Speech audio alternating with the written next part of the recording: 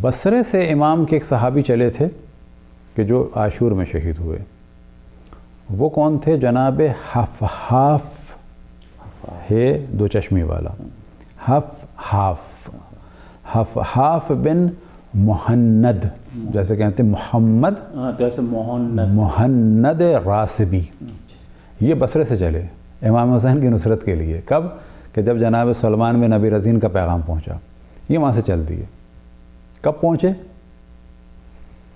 اب یہ پہنچ گئے ہیں اس سرزمین پہ.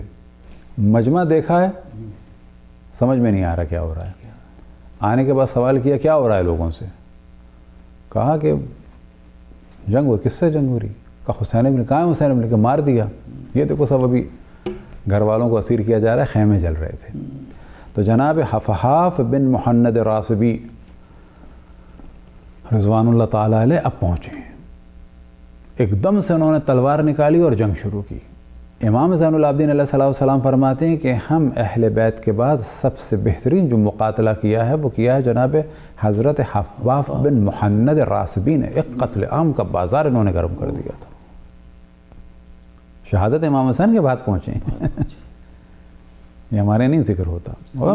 تلوار چلائی انہوں نے کہ امام فرماتے ہیں کہ ہم اہل بیت کے بعد جو سب سے بہترین مقاتلہ کیا ہے وہ حضرت حفحاف بن مہند راسبی رضوان اللہ تعالیٰ علیہ نے فرمایا. بصرے سے آئیں، کوفہ کربلا پہنچے ہیں، امام حسین کے بعد پہنچے ہیں، امام حسین کے بعد شہید ہوئے ہیں.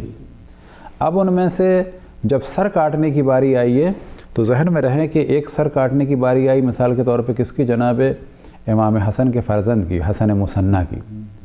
وہاں پر اسماء ابن خارجہ ماں کی طرف سے ان کا رشتہ دار تھا. اس نے شفاعت کی کہ یہ میرا رشتہ دار لگتا ہے، بچہ ایسا کیوں مارتے ہو، جوان نہیں ہے.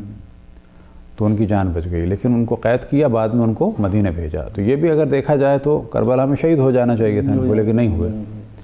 اسی طریقے سے دو اور افراد تھے جن میں تھے ایک جناب موقع بن ثمامہ الساعدی.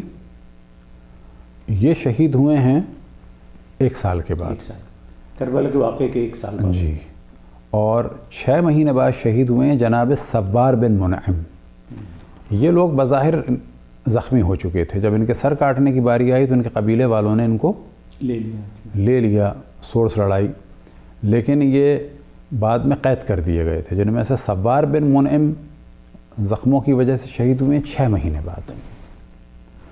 اور جناب موقع بن ثمامہ ساعدی کو گرفتار کر کے بحرین بھیج دیا تھا. تو 1 سال کے بعد شہید ہوئے ہیں جناب سوار بن منعم.